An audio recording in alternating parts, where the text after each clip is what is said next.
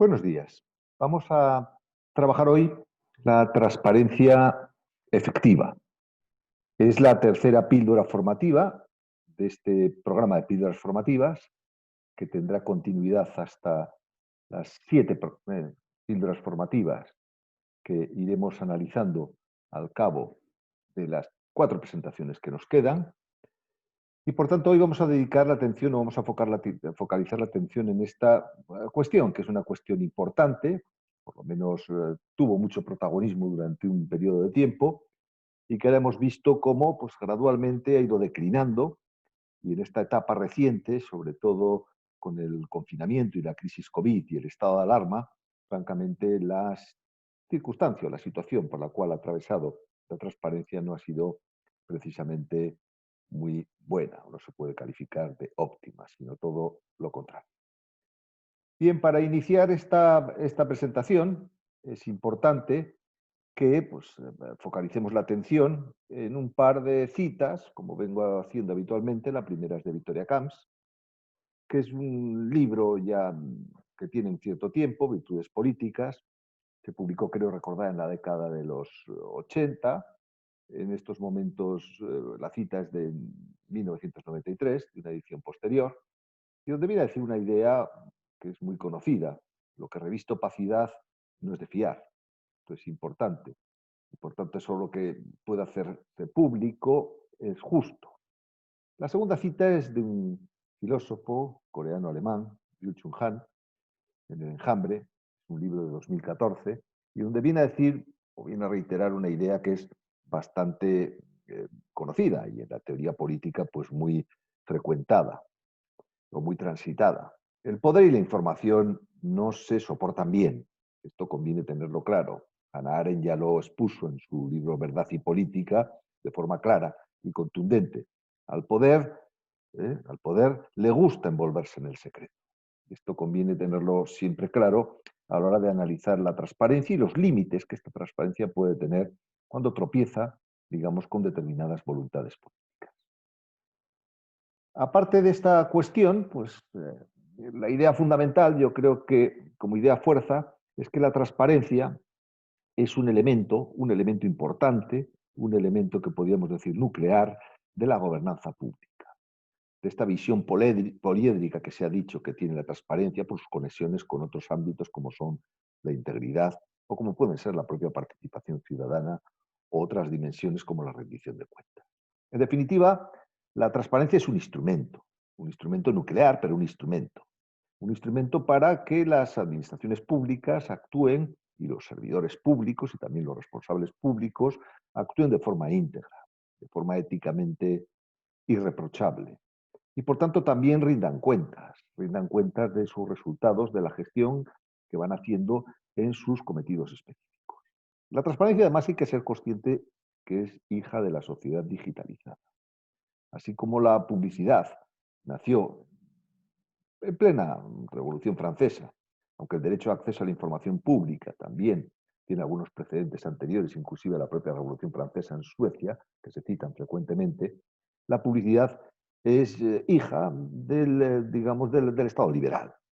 Y se puede decir que, bueno, de cierto modo, es una dimensión, o tiene una dimensión, digamos, más analógica, que derivada de la sociedad analógica, mientras que la transparencia está muy conectada a lo que sería la sociedad digital. En el contexto actual de la transparencia, que también es muy conocido, es un contexto evidente. La transparencia en España llega tarde. Se pusieron exageradas expectativas en los resultados que iba a dar esta transparencia. Se habló inclusive de que la transparencia iba a ser, en definitiva, el elemento de regeneración política por excelencia, cosa que no lo ha sido, ni por asomo. Esto es importante subrayarlo ahora y aquí. La transparencia, en definitiva, tiene unas finalidades muy conocidas y muy transitadas también. Es una herramienta o es un instrumento de control democrático del poder, es decir, provee de la información suficiente para que la ciudadanía pueda escrutar si los responsables públicos y los servidores públicos actúan con corrección, actúan de acuerdo con las propuestas que en su día hicieron o actúan de forma disonante a cómo era o es la exigencia de cada momento. La transparencia, además, pues tiene una finalidad muy obvia, que es evitar la corrupción. Pretende establecer medidas paliativas o disuadir la corrupción. Pero la transparencia también es muy importante. Esta idea, la tercera idea fuerza, está vinculada con la mejora de la gestión. Lo cierto es que nosotros hemos adoptado en general un enfoque de la transparencia un tanto desencajado, un mal enfoque, como les pongo aquí. ¿Por qué? Porque obligamos a cumplir digamos, las exigencias de transparencia, las exigencias normativas, al sujeto institucional, que es el que debe ser controlado, es decir, la propia administración pública. Y esta, o el propio poder público, el propio gobierno. Y el gobierno, la administración pública, pues se dedican muchas veces a empaquetar la transparencia, a disfrazarla, a esconderla o inclusive a hurtarla. Entonces, el único remedio, como ya dijo en su día Hannah Arendt, es crear instituciones independientes fuertes que lleven a cabo una supervisión, un control de si efectivamente esta transparencia se cumple o no se cumple. Pero a ello añadimos otro déficit que es importante en nuestro contexto, que es el déficit vinculado con un pueblo inmaduro. Es decir, ¿qué le interesa realmente a la ciudadanía sobre la transparencia? Esta es una pregunta importante que nos debemos hacer constantemente. ¿Qué se consulta? ¿Cuánto se solicita? ¿Qué portales se visitan? Es decir, bueno, en definitiva no estamos transformando la transparencia, convirtiendo la transparencia en una suerte de cuestión de especialistas, o cuestión de periodistas, o cuestión de o determinado público muy especializado y que quiere buscar unas respuestas, unas preguntas muy concretas. Pero realmente este derecho al saber, que le llamamos así, ¿hasta qué punto se está cumpliendo de forma efectiva? La transparencia, además, la vemos siempre como pasado, es decir, como una suerte de espejo retrovisor. Y también convendría aquí ver la transparencia desde una perspectiva de futuro. ¿Qué compromisos ha adquirido el gobierno y si realmente estos compromisos se están cumpliendo o no se están cumpliendo de forma adecuada? En cuanto a las proyecciones de la transparencia, tiene muchas. No voy a detenerme aquí en su análisis, pero simplemente las enuncio. La transparencia es un valor o un principio, cabe planteárselo así. Yo creo sinceramente que es más un principio, y así está recogido en las leyes administrativas. La transparencia, además, tiene una dimensión muy conocida, que es la publicidad activa, esta obligación efectivamente hacia los poderes públicos de que sean proactivos a la hora de mm, revelar la información pública más importante que puede tener a ojos de la ciudadanía. La transparencia, además, es un derecho de las personas, un derecho a acceder a la información pública de las personas y entidades para conocer cómo está actuando la administración pública. La transparencia, además, pues tiene una dimensión colaborativa, muy importante en el campo de la participación ciudadana. Es muy difícil que se pueda participar de forma efectiva si no se dispone de una información pública de calidad sobre los procesos en los cuales se va a intervenir. Además, pues la transparencia tiene una dimensión también importantísima intraorganizativa, frecuentemente olvidada, donde se trata de desarrollar una cultura en la propia organización, una cultura de transparencia, tanto desde las dimensiones políticas como desde las dimensiones pura y estrictamente administrativas.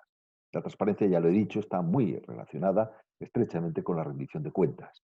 Es decir, no puede haber una rendición de cuentas efectiva, real, y por tanto eficiente tampoco, si no hay una transparencia como premisa fundamental para controlar la actuación de los gobernantes. Y la transparencia tiene, por último, unas dimensiones muy importantes también en todo lo que se refiere a los grupos de presión. Hay muchas formas de ser transparente o de no serlo, o de mostrarse la transparencia. Hay una transparencia aparente, parece ser que somos transparentes pero no lo somos, es decir, hay una transparencia también mentirosa, se puede decir que somos transparentes pero no lo estamos siendo, y muchas veces, simple y llanamente, pues se hurta o se omite cualquier transparencia. Hay una transparencia vinculada con el cumplimiento de la legalidad, esta transparencia que tiene que ver más con un ejercicio pura y estrictamente formal de la obligación o del derecho al acceso a la información pública. Y luego está la transparencia efectiva. La transparencia efectiva, que es una actitud, es una cultura, es un comportamiento, es una exigencia, y esto es algo mucho más riguroso y es mucho más difícil de alcanzar, y que está vinculado también con la mejora, digamos, de las propias organizaciones. La transparencia, además, pues bueno, en definitiva, es algo complejo porque tropieza con lo que son las formas tradicionales de comportarse el poder político y también el poder burocrático.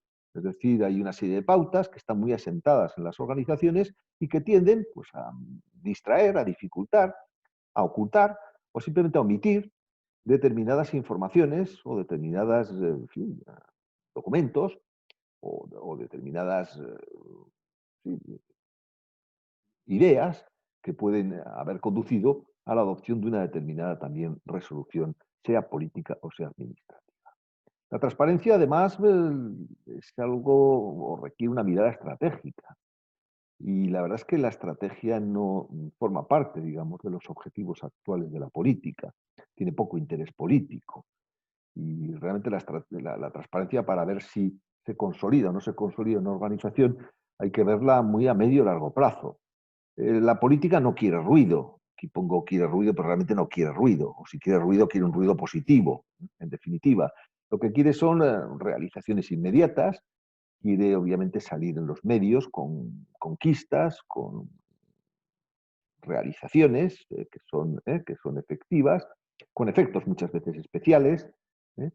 Propios de la comunicación política, y en ocasiones quiere quedar primero en los rankings para, evidentemente, poder salir en la foto política y salir como una conquista, como un objetivo sin duda importante. La transparencia, además, pues bueno, tiene un ciclo que creo que es muy obvio. Es una política, debe ser una política sincera y como tal política debe ser liderada políticamente. Si la política no lidera la transparencia, no va a haber transparencia. Eso que quede claro. Habrá otras cosas, habrá una transparencia aparente. La transparencia, además, es un proceso continuo, de mejora continua, y por tanto se inicia con unos estándares de transparencia pues bajos o medio bajos o razonables, pero se va eh, incrementando y por tanto esto no tiene principio pero no tiene final. Se pretende ser cada vez más transparente a la hora de la toma de decisiones en determinados ámbitos. Además, la transparencia es un sistema de gestión. Esto es muy importante, es un sistema de gestión y también vinculado con la organización y con los propios recursos humanos, pero también con la propia política. Y la transparencia, por último, requiere un cambio cultural y organizativo. Si se hace bien y es transparencia efectiva, ese cambio cultural se producirá con facilidad y también las consecuencias o los efectos que sobre la propia organización se planteen. Y la transparencia, además, pues hay que decir que debe ser sincera. La política de transparencia no puede ser una política aparente, como les decía. Tiene que estar marcada por la sinceridad en su formulación y por la sinceridad también en la aplicación. Y además esto viene muy conectado con la rendición de cuentas, porque realmente detectar irregularidades no es un caso de autoflagelación, sino un caso de mejora continua. Es decir, si nosotros no hemos sido suficientemente transparentes en este proceso, ello quiere decir que en un futuro deberemos reforzar ese proceso para ser más transparentes y ganarnos mejor la confianza ciudadana en las propias instituciones y la credibilidad. Es esta distinción que han establecido muy bien Gómez Payete, Felipe y Paz de Torres entre la diferencia que hay entre cumplir y mejorar. Una cosa es el cumplimiento y otra cosa es la mejora. Ambas cosas no tienen por qué excluirse a sí mismas, sino que pueden ser la mejora, un desarrollo de un cumplimiento cada vez más efectivo. Y por tanto, rendir cuentas, esto es tremendamente importante desde cualquier punto de vista que se mire, implica pues, que algunas cosas salen bien, otras cosas salen regular y algunas otras salen mal. Y que la excelencia que predicamos de nuestras organizaciones públicas es un objetivo. Normalmente hay muy pocas organizaciones públicas que sean excelentes. Es decir, no podemos basarnos en la autocomplacencia para decir que nuestras administraciones públicas lo son. Hay algunas que evidentemente han podido alcanzar cotas de calidad institucional importantes, pero otras muchas pues no lo han hecho. Y por tanto, ¿qué hay que hacer? Pues bueno, en definitiva lo que hay que hacer son cosas sencillas, pero cosas difíciles también, y no menos importantes. La primera es reforzar lo que sería empezar por el final, la estructura interna de las organizaciones en materia de transparencia. Es decir, el autocumplimiento de la transparencia por las propias administraciones públicas, ya hemos dicho y repetido que tiene un recorrido corto. Las propias autoorganizaciones, las propias organizaciones públicas tenderán muchas veces a autoengañarse. Y por tanto, lo que hay que hacer, en definitiva, es reforzar los sistemas internos también de transparencia efectiva. a través de figuras internas que salgan de la relación jerárquica ordinaria y que puedan cumplir un papel de exigir pues, que los estándares normativos y, en definitiva, la transparencia efectiva llegue a buen puerto.